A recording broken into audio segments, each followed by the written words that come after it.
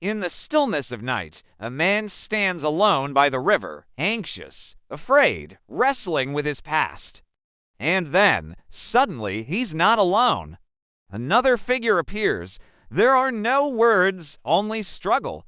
They wrestle all night, not metaphorically, physically, literally, and by morning, Jacob, son of Isaac, is left limping, blessed, and forever changed. But here's the mystery. Who did Jacob wrestle with? Genesis 32:24 says, "So Jacob was left alone, and a man wrestled with him till daybreak." At first glance, it seems like just a man. But as the story unfolds, it becomes clear this was no ordinary man. Jacob doesn't just survive the fight, he receives a blessing. And the stranger gives him a new name, Israel, which means he who struggles with God. Then Jacob says in verse 30, "I have seen God face to face, and yet my life was spared." Wait, what? Jacob believed he wrestled with God himself. This raises the mystery to a whole new level. So let's break it down. There are three main theories about who Jacob wrestled with. 1. An angel. Some scholars suggest this figure was an angel, sent by God to test, challenge, or strengthen Jacob before his meeting with Esau. After all, Hosea 12:4 says, he struggled with the angel and overcame him. But even if it was an angel, Jacob clearly believed this was a divine encounter.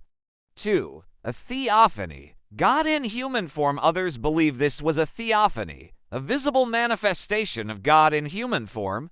This wasn't just a vision, it was physical. Jacob walked away with a limp and a changed identity. The Bible often shows God appearing in human form, to Abraham before destroying Sodom, to Moses in the burning bush, to Joshua as the commander of the Lord's army. So could it be that Jacob wrestled with God himself, veiled in flesh? 3. A Christophany, Christ before the manger. Some go further and suggest this was Jesus, before Bethlehem. Yes, Jesus existed before he was born. John 1:1 says, "In the beginning was the Word, and the Word was with God, and the Word was God." There are moments in the Old Testament where Christ appears, walking in the fire with Shadrach, speaking to Abraham, and possibly wrestling with Jacob. If this was Jesus, it adds a whole new level to the story.